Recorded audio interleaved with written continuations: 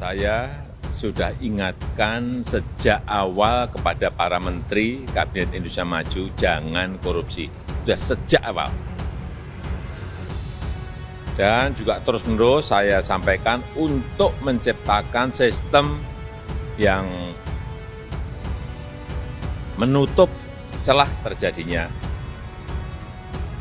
korupsi. Saya tidak akan melindungi yang terlibat korupsi dan kita semuanya percaya KPK bekerja secara transparan, secara terbuka, bekerja secara baik, profesional, dan pemerintah akan terus konsisten mendukung upaya pencegahan dan pemberantasan. Proses penyelesaian penyidikan terkait dengan dugaan korupsi di Kementerian Sosial sejauh ini terus dilakukan oleh tim penyidik KPK, tentu dengan mengumpulkan alat bukti, data, dan informasi.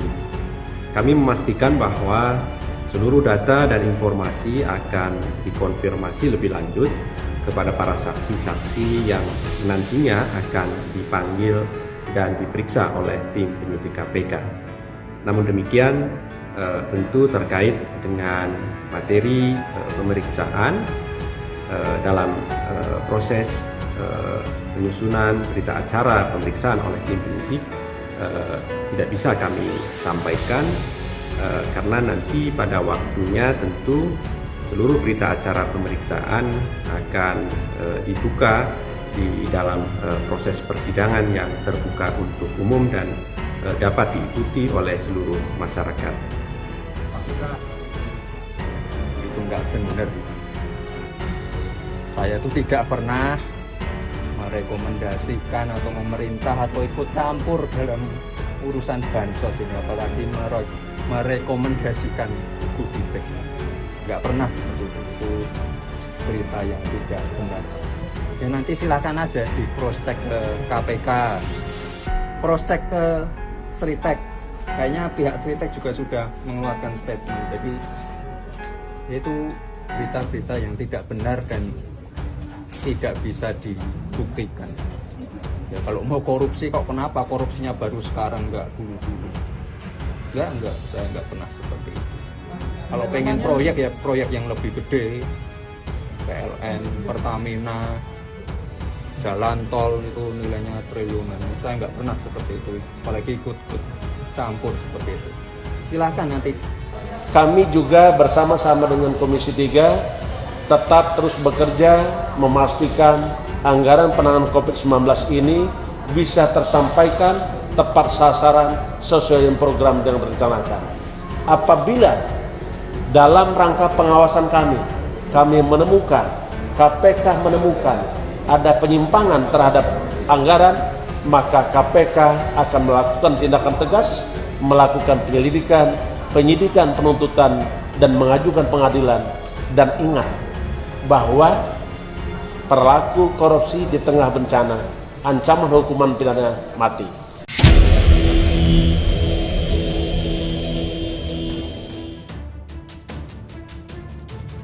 Putra sulung Presiden Joko Widodo, Gibran Rakabuming Raka, langsung merespon terkait namanya disebut-sebut terlibat dalam kasus korupsi penyaluran bantuan sosial COVID-19 yang telah menjerat ex-Menteri Sosial Juliari Batubara sebagai tersangka.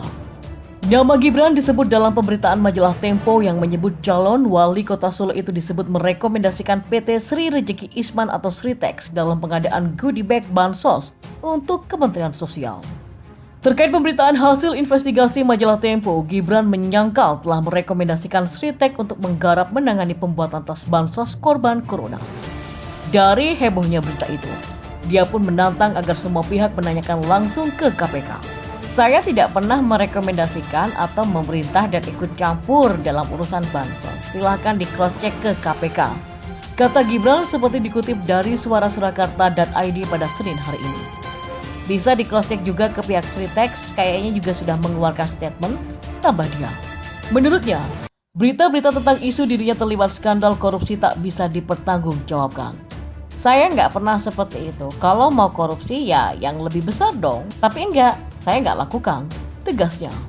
Sementara itu, juru bicara KPK Ali Fikri sebelumnya ikut menanggapi perihal nama Gibran yang disebut terlibat kasus bansos corona, seperti yang diberitakan oleh majalah Tempo. Terkait hal itu, Ali memastikan penyidik akan terus menggali setiap informasi dengan meminta keterangan sejumlah saksi-saksi. Kami memastikan bahwa setiap informasi tentu akan digali dan dikonfirmasi kepada para saksi-saksi yang dipanggil dan diperiksa oleh tim penyidik KPK tersebut, kata Ali saat dikonfirmasi pada Senin hari ini. Menurut Ali, proses penyidikan dan penyelesaian berkas perkara yang telah menjerat Juliari masih terus berlangsung. Penyidik KPK, kata Ali, masih akan melengkapi bukti data dan informasi, antara lain dengan memanggil dan memeriksa sejumlah saksi. Ali mengatakan belum dapat membeberkan perkembangan kasus bansos corona karena alasan telah masuk ke ranah penyidikan. Dia hanya meminta agar masyarakat bisa mengikuti kasus tersebut jika sudah disidangkan. Seluruh masyarakat dapat mengikuti bagaimana rangkaian peristiwa dan proses di dalam persidangan, kata dia. Diketahui, Juliari ditetapkan sebagai tersangka korupsi bantuan sosial COVID-19 untuk wilayah Jabodetabek tahun 2020.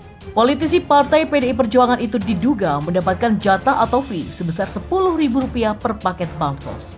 Dari program bansos COVID-19, Juliari dan beberapa pegawai Kementerian Sosial mendapatkan Rp17 miliar.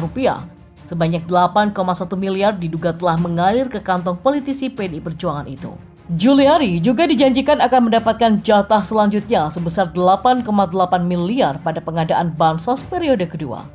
Selain Juliari, KPK turut menetapkan 2 pejabat pembuat komitmen atau PPK di Kementerian Sosial, yakni Matius Joko Santoso dan Adi Wahyono, sebagai tersangka penerima suap.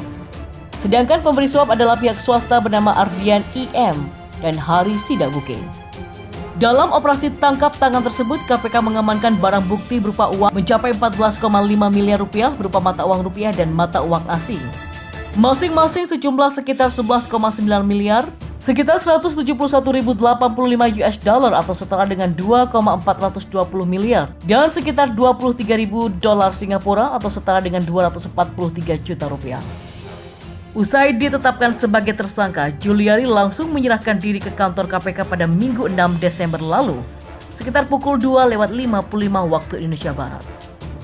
Setelah dilakukan pemeriksaan sebagai tersangka, KPK pun resmi menahan Juliari. Ali mengatakan penyidik masih akan melengkapi bukti, data, dan informasi dengan memanggil dan memeriksa sejumlah saksi. Dia menambahkan saat ini proses penyelesaian berkas perkara kasus itu masih terus berlangsung. Sementara itu, Ketua DPP PDI Perjuangan Hendrawan Supratikno mengaku belum tahu kabar Gibran diduga terseret kasus bansos. Hendrawan juga enggan berkomentar tentang kabar dana hasil korupsi bansos yang disangkakan kepada mantan Mensos Juliari Peter Batubara itu mengalir ke PDIP untuk memenangkan gelaran Pilkada 2020. No comment, kata Hendrawan kepada Detik.com pada Minggu kemarin. Sementara itu, anggota DPR fraksi PKS Mardani Alisera meminta KPK untuk mengusut tuntas kasus skandal bansos hingga ke hulunya. Ia menyebut semua fakta harus dibuka, termasuk semua pihak yang ada bukti keterlibatan mesti dimintai keterangan dan diselidiki. Dalam kasus ini, KPK juga sudah menetapkan 5 orang tersangka sebagai pihak terduga penerima, yakni Juliari serta 2 pejabat PPK Kemensos, Matius Joko Santoso dan Adi Wahyono. Sebagai pihak terduga pemberi, Ardian IM dan Hari Sidabuke yang merupakan pihak swasta. Kasus ini berawal dari adanya pengadaan bansos penanganan COVID-19 berupa paket sembako di Kementerian Sosial dengan nilai Rp5,9 triliun. Kemudian ada 272 kontrak dan dilaksanakan dengan 2 periode. Juliari Batubara menunjuk Matius dan Adi Wahyono sebagai pejabat pembuat komitmen atau PPK untuk melaksanakan proyek tersebut. Mereka menunjuk langsung para pihak yang menjadi rekanan. Dan diduga disepakati ditetapkan adanya fee dari tiap-tiap paket pekerjaan yang harus disetorkan pada rekanan kepada Kementerian Sosial melalui MJS atau Matius. Dan untuk fee tiap paket bansos disepakati oleh MJS dan AW sebesar Rp10.000 per paket sembako dari nilai Rp300.000 per paket bansos. Jelas Ketua KPK Firly Bahuri dalam konferensi pers yang disiarkan akun YouTube KPK pada Minggu kemarin. Pada Mei hingga November 2020, Matius dan Adi membuat kontrak pekerjaan dengan beberapa supplier sebagai rekanan.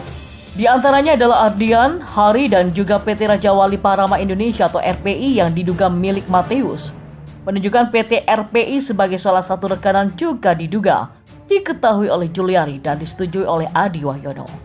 Selain itu, Juliari juga diduga menerima suap sebesar 17 miliar rupiah.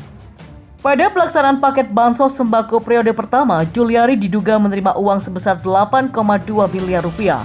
Juliari diduga menerima uang sebesar 8,8 miliar rupiah.